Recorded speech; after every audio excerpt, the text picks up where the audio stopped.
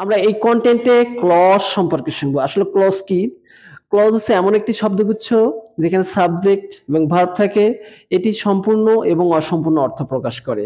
For example, uh I know that he is honest. I know এখানে subject verb স্পষ্ট অর্থ প্রকাশ করছে, এটা একটি clause. That he is honest, that he is honest এখানে সাবজেক্ট ভার্ব আছে কিন্তু স্পষ্ট অর্থ প্রকাশ করছে না, সম্পূর্ণ অর্থ প্রকাশ করছে না, তাও কিন্তু এটা ক্লজ। ক্লজের সঙ্গে কি আছে? সাবজেক্ট ভার্ব থাকবে, স্পষ্ট অর্থ প্রকাশ করবে, আবার স্পষ্ট অর্থ নাও প্রকাশ করলে সেটাও কিন্তু ক্লজ। সুতরাং I know that he is honest এই দুইটি কিন্তু ক্লজ। আমরা জানি ক্লজ তিন প্রকার: প্রিন্সিপাল ক্লজ, সাবঅর্ডিনেট ক্লজ আর কোঅর্ডিনেট ক্লজ। প্রিন্সিপাল ক্লজ কি? যে ক্লজের সাবজেক্ট থাকবে, ভার্ব থাকবে, স্বতন্ত্র একটা অর্থ প্রকাশ করবে, যার অর্থ অন্যের উপর নির্ভরশীল না, তাকে কিন্তু প্রিন্সিপাল ক্লজ বলে। আমি আবার বলছি, যে ক্লজের সাবজেক্ট আছে, ভার্ব আছে এবং একটি স্বতন্ত্র অর্থ প্রকাশ করে এবং অন্য ক্লজের অর্থের উপর নির্ভরশীল না, তখন তাকে কিন্তু প্রিন্সিপাল ক্লজ বলে। আমরা ফর এর উদাহরণের মধ্য দিয়ে যদি জানার চেষ্টা করি, when he came we started the class. when he came আমরা যখন সে এসেছিল, এটা কিন্তু স্পষ্ট অর্থ পূর্ণ অর্থ প্রকাশ করছে না। সুতরাং যে ক্লজ পূর্ণ অর্থ প্রকাশ করে না তাকে কিন্তু প্রিন্সিপাল ক্লজ বলবো না। we started the class, we started the class আমরা ক্লাস শুরু করেছিলাম, আমরা ক্লাস শুরু করেছিলাম, এখানে কিন্তু স্পষ্ট অর্থ প্রকাশ হচ্ছে, এখানে সাবজেক্ট আছে, ভার্ব আছে এবং স্পষ্ট অর্থ প্রকাশ করে। সুতরাং we started the class এখানে কিন্তু প্রিন্সিপাল ক্লজ।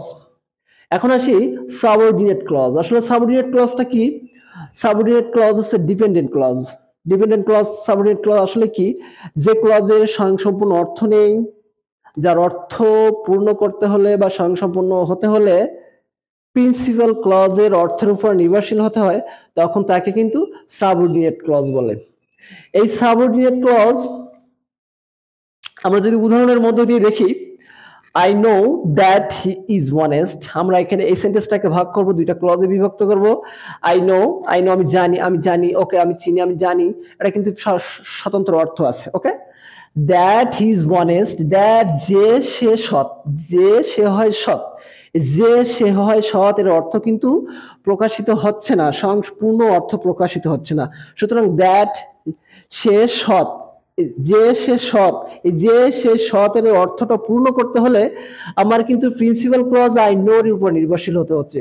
তাহলে আমরা বুঝতে পারলাম দ্যাট হি ইজ অনেস্ট এটা সম্পূর্ণ অর্থ প্রকাশ করছে না। সুতরাং দ্যাট হি ইজ অনেস্ট এটা কিন্তু সাবঅর্ডিনেট ক্লজ। সাবঅর্ডিনেট ক্লজ কিন্তু সবসময় প্রিন্সিপাল ক্লজের অর্থের উপর নির্ভরশীল। প্রিন্সিপাল ক্লজের অর্থ প্রিন্সিপাল ক্লজের উপর নির্ভর না হয়ে কিন্তু সে কি করতে পারে না, সে তার অর্থটা প্রকাশ করতে পারে না। এখন কোঅর্ডিনেট ক্লজ, আমরা জানি কোঅর্ডিনেটিং কনজাংশন আছে এন্ড বাট ওয়ারিয়েট, দুই বা ততোধিক সরল বাক্য বা প্রিন্সিপাল ক্লজ যখন কোঅর্ডিনেট কনজাংশন দ্বারা যুক্ত হয় তখন তাকে আমরা কোঅর্ডিনেট ক্লজ বলি।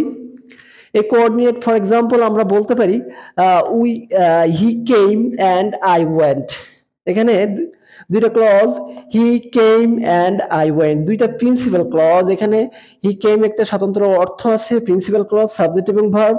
আই ওয়েন্ট এখানে সাবজেক্ট ভার্ব আছে, স্বতন্ত্র অর্থ আছে। যখন কি দুই বা ততোধিক সরল বাক্য বা প্রিন্সিপাল ক্লজ কোঅর্ডিনেট কনজাংশন দ্বারা যুক্ত হয় তখন তাকে কিন্তু আমরা কোঅর্ডিনেট ক্লজ বলি। এখানে he came, I went, coordinate clause. সবাইকে ধন্যবাদ ভিডিওটি দেখার জন্য।